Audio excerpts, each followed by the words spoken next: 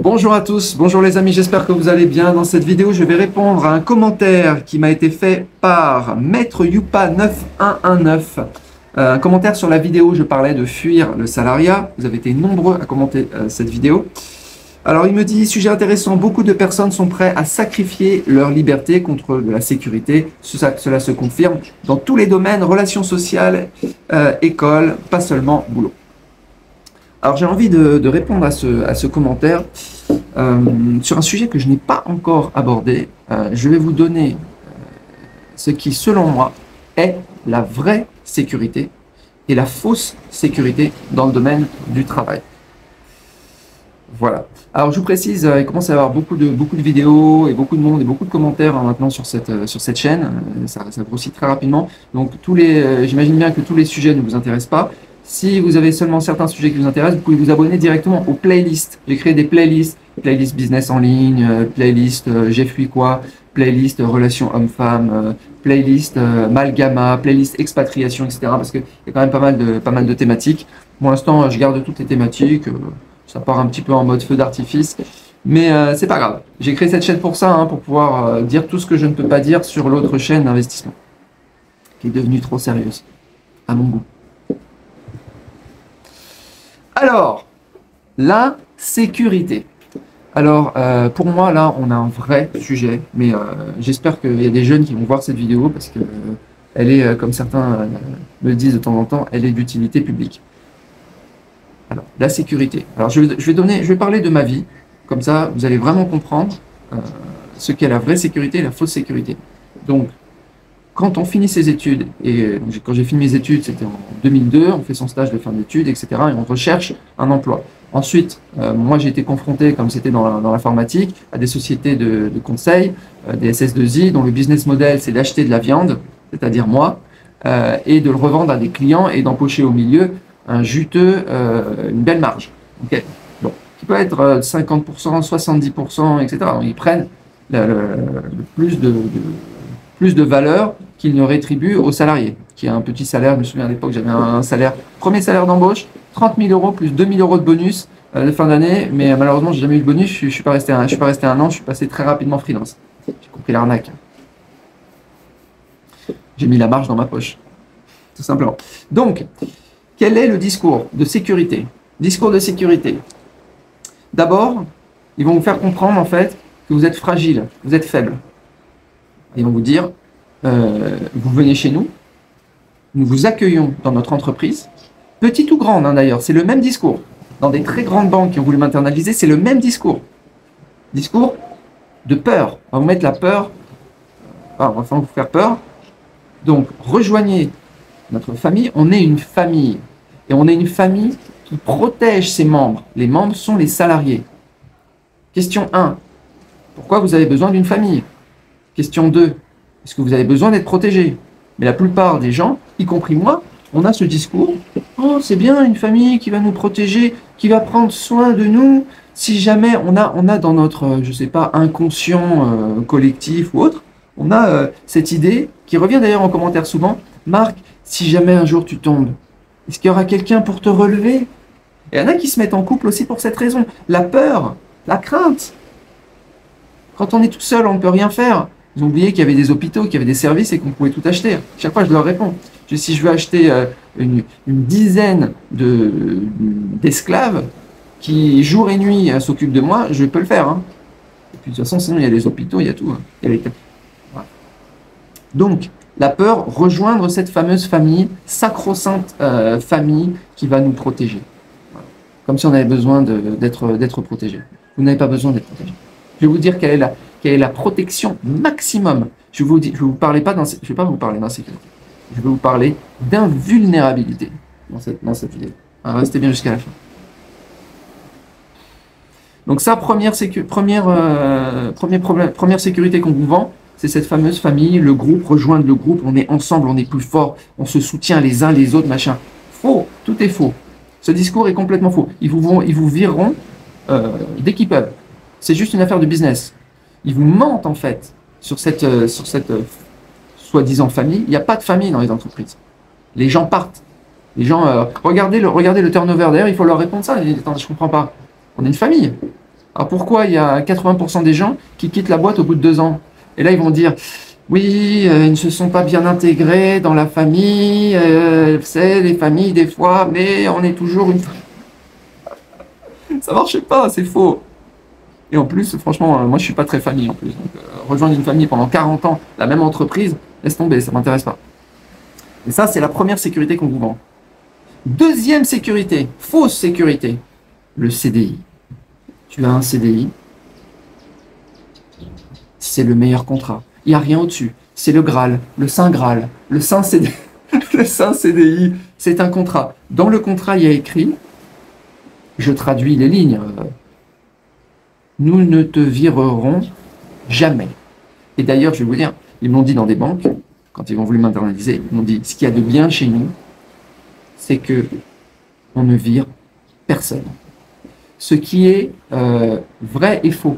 Mais en réalité, regardez bien, c'est pas le fait de ne virer personne. Moi, j'aurais répondu ça, j'étais jeune, mais j'ai observé justement tous ces gens qui étaient salariés de ces banques.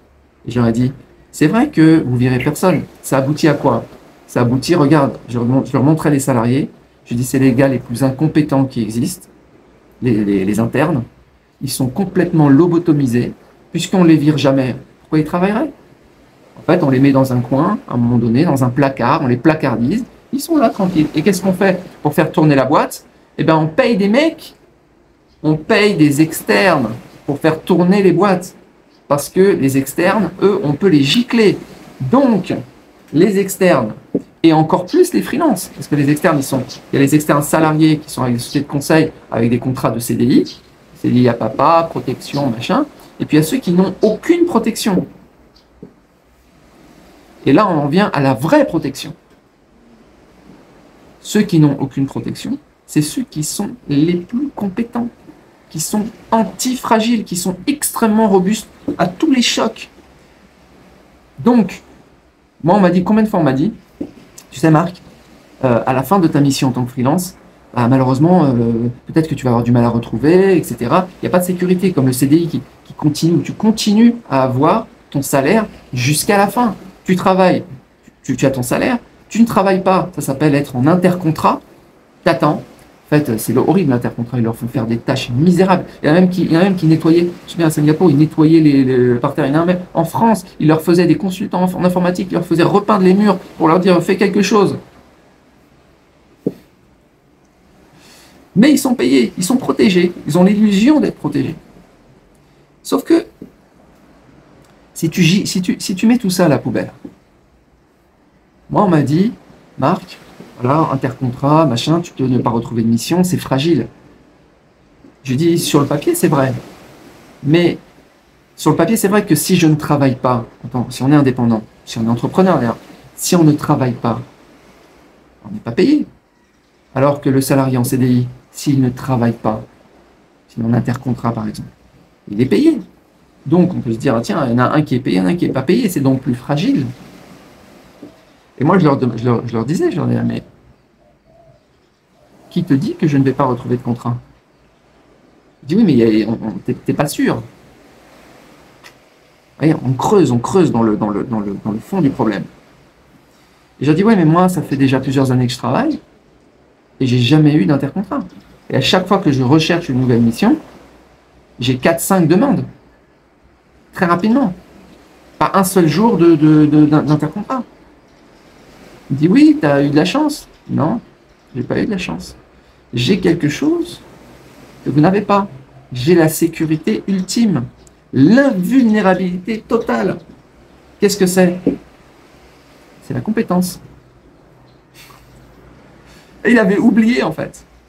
C'est qu'à partir du moment où vous êtes compétent, vous maîtrisez des domaines de folie, les gens vous harcèlent pour vous recruter.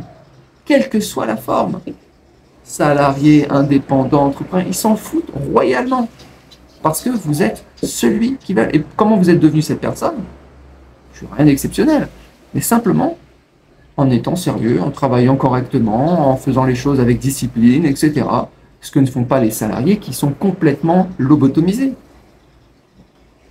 Résultat des courses, sur 15 ans, de, de mission, bah, j'ai pu faire évoluer ma rémunération multiplié par 2, par 3, par machin, je l'ai envoyé dans des stratosphères, et en ayant des comportements risqués. C'est-à-dire que, aller voir le client, dit ça fait 6 mois que je suis sur cette mission, c'est une mission d'1 an et demi, tu m'augmentes de 20%, sinon je dégage.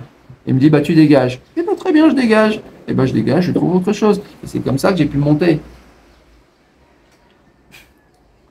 Mais pourquoi d'autres me prenaient, bah, tout simplement parce que j'avais les compétences et qu'il n'y avait personne pour aller ici ou là directement avoir la sécurité ultime, bah, c'est simplement d'être meilleur que les autres, c'est tout. Et alors être meilleur qu'un salarié, bah, c'est très facile. Le salarié a besoin de protection parce que, j'exagère un peu, mais le salarié qui travaille depuis 10 ans dans une boîte et qui fait rien du tout, bah, évidemment, le jour où il se fait virer, bah, il va à Pôle emploi. Hein. Et c'est celui d'ailleurs qui va regarder son contrat de façon très pointilleuse en disant « Ah oui, mais attention, il n'avait pas le droit de me virer, il doit me rembourser ça, et je vais aller au prud'homme, et je vais faire ci. » Vous croyez que c'est les prud'hommes qui vous produisent, qui vous protègent de quelque chose? Vous croyez que c'est un CDI qui vous protège de quelque chose parce qu'il y a écrit qu'on ne peut pas vous virer? Vous croyez que c'est des contrats, c'est des bouts de papier qui vous protègent? Ah non. Ça, c'est ce qu'on a essayé de nous faire croire. Moi, j'ai toujours dit à mes clients, j'aurais dit, vous savez, vous pouvez me virer quand vous voulez. Du jour au lendemain. Il y a écrit sur mon contrat que vous avez 30 jours. Mais si vous voulez me virer demain, il n'y a aucun problème. Hein. Je ne suis pas le gars, jamais je vais porter plainte, rien du tout. D'ailleurs, j'ai dit, et la meilleure preuve, je ne suis pas en train de vous bluffer. Si vous voulez que je parte, je vous écris une lettre en disant, j'accepte toutes les conditions. Rien. Jamais je vais me battre. Il y a même un client comme ça, il ne m'a pas payé le dernier mois. Vous croyez que je me suis battu? Rien du tout. Il m'a même appelé en me disant, mais il savait qu'il n'avait pas le droit. Il me dit, mais tu vas faire quelque chose quand même, les avocats, les machins, les trucs. Je dis, non, ben, je te les laisse, un mois, c'est pas grave, c'est rien. Et en plus, j'ai doublé ma facturation, donc moi je suis content de ne plus travailler avec toi. Tu veux me voler un mois, vole un mois si tu veux, ça ne représente rien. Des assurances, je vois les gens qui prennent des assurances, perte d'activité, vous savez, des freelances, ils prennent encore des assurances, ils ont peur, ils n'ont pas le chômage, ils ne peuvent pas s'inscrire à Pôle emploi, donc ils prennent des assurances, perte d'activité, baisse d'activité, machin, nanana, l'assurance. Ça sert à rien. Votre meilleure assurance, c'est quoi? Bah, c'est de bosser et d'être bon, c'est tout. Vous êtes bon, il n'y a pas besoin d'assurance. Hein. Vous ne pouvez pas fournir. À un moment donné, j'ai vu que bah, chaque fois que je cherchais un truc, je mettais sur LinkedIn, je devais me cacher. C'est même pire que ça, je devais me cacher. J'avais même plus à mettre d'annonce, je recherche un pas, rien du tout. Les gens me disaient, on a appris que tu penserais à rechercher une autre mission UBE, on a eu des échos, des rumeurs, est-ce que tu voudrais bien regarder ou même passer cet entretien, s'il te plaît? Même si on sait que tu vas pas prendre emploi, est-ce que tu pourrais quand même passer l'entretien, s'il te plaît?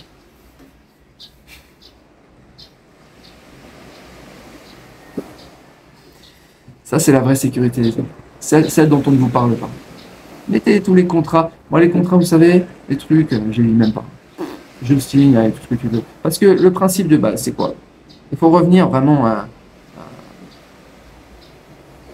voilà, au principe. Tu travailles, tu es payé. Tu travailles pas, là, tu n'es pas payé. Voilà. À partir du moment où tu as intégré ça dans ta tête, en gros, tu fais un bon boulot, bah, tu as une rémunération. Tu fais un mauvais boulot où tu ne travailles pas, et bah, tu dégages. C'est pas compliqué, c'est simple. C'est-à-dire, on revient à l'origine de l'humanité. Ça a été comme ça de tout temps. Si tu restes dans cette optique et que tu arrêtes de te plonger dans les contrats, de machin, les petites lignes, les machins, les trucs, et ils devaient me payer un bonus, et il y avait ce truc, il y avait quelques jours de congé, et ils devaient me faire ci, et ils devaient me faire ça, et j'ai le droit au prud'homme, et je vais l'attaquer, et machin, oh là là, tout ça c'est une perte de temps, tout ça c'est du destructif. Moi ce que je fais, c'est que je suis toujours sur du constructif, c'est-à-dire, où est l'argent, comment l'avoir? Ça paraît très cupide là-dessus, je suis moins comme ça, mais c'est ça, est-ce qu'il y a, ça sert à quoi de se battre, de porter plainte parce que le gars t'a pas payé X, ou alors que tu peux doubler et multiplier par 5 ou 10 ta rémunération, et tu perds ton temps. Tu perds ton temps. J'avais oublié de faire une vidéo là-dessus. Mais pourtant, c'est vraiment, vraiment important. Donc, et d'ailleurs, ça m'a permis, en fait, de n'avoir, en fait, presque aucun conflit, en fait, avec tous les clients avec lesquels j'ai été. Et ils m'adoraient. Ils m'adoraient parce que c'était extrêmement simple. Moi, il n'y a aucune, par exemple, discussion de bonus. Discussion de bonus, je stoppe la discussion instantanément. Je dis, le bonus, je leur dis le bonus, c'est très simple. Tu veux me donner un bonus, même des fois en tant que freelance, je vais te donner, je vais t'augmenter, etc. Le bonus, tu me le donnes tout de suite. Tu me donnes tout de suite. Ok? Tu me mets dans ma facturation, tout. Si jamais je travaille mal, je te le rendrai. Voilà comment on va faire pour le bonus. Ça les a rigolé. Je lui dis, sinon, si tu veux pas faire ça, ne me donne pas de bonus. Je veux pas de bonus. Je veux pas aller mendier. Je veux pas aller dans cette discussion en disant, ah, t'as bien travaillé. Ah non, t'as mal travaillé. Ah non, machi.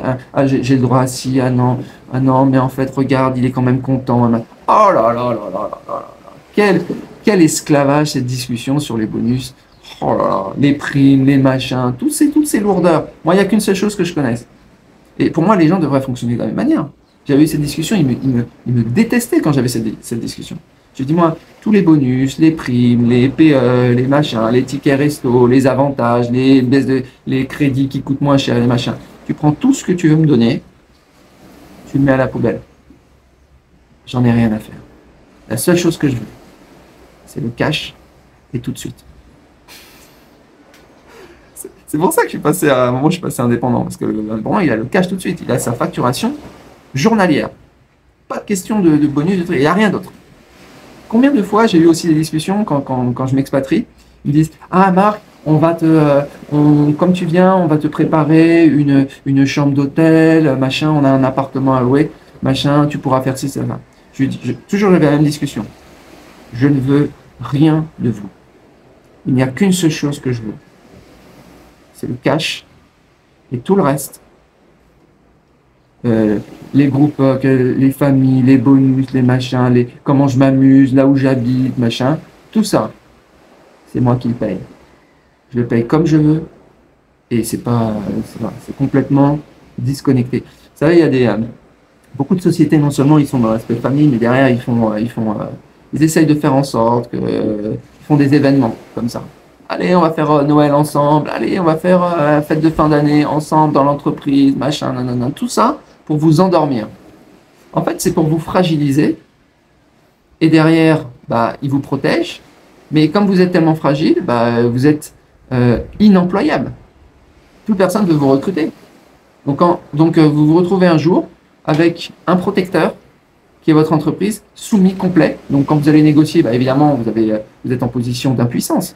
Parce que vous n'avez aucune solution alternative, aucun plan B, aucune autre boîte qui veut vous recruter. Donc, vous vous retrouvez vulnérable. C'était ça la protection. Bravo.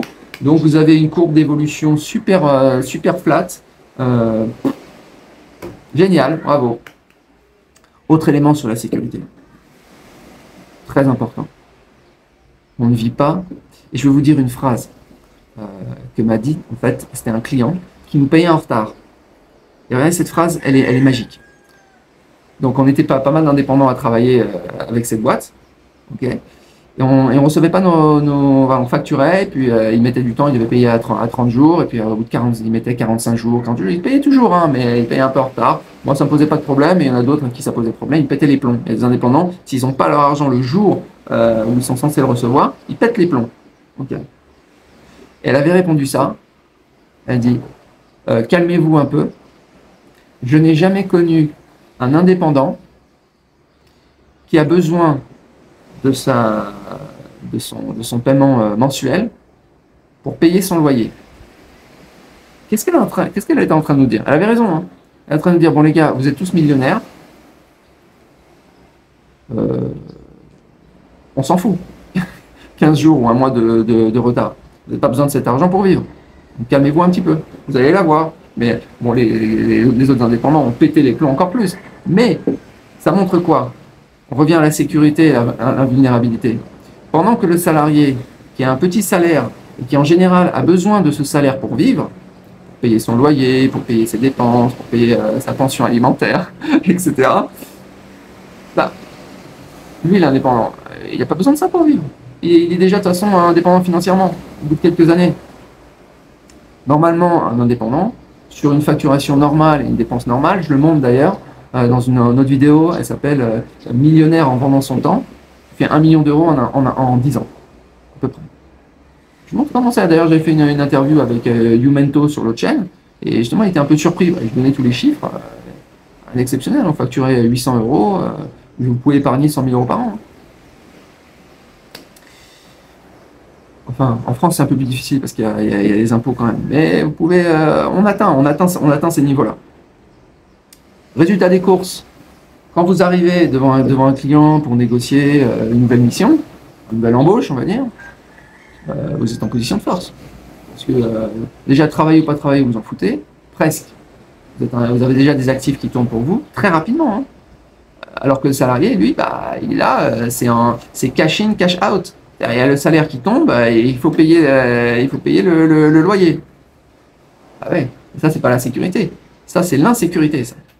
Ça, c'est l'insécurité du CDI. CDI qui soi-disant, encore le papier et la famille qui vous protègent, avec un salaire tout petit, qui en réalité, bah, voilà, la sécurité, c'est l'argent et la compétence, c'est tout. Alors qu'on vous a raconté que c'était l'entreprise, la famille et le contrat. Donc tout est faux en fait.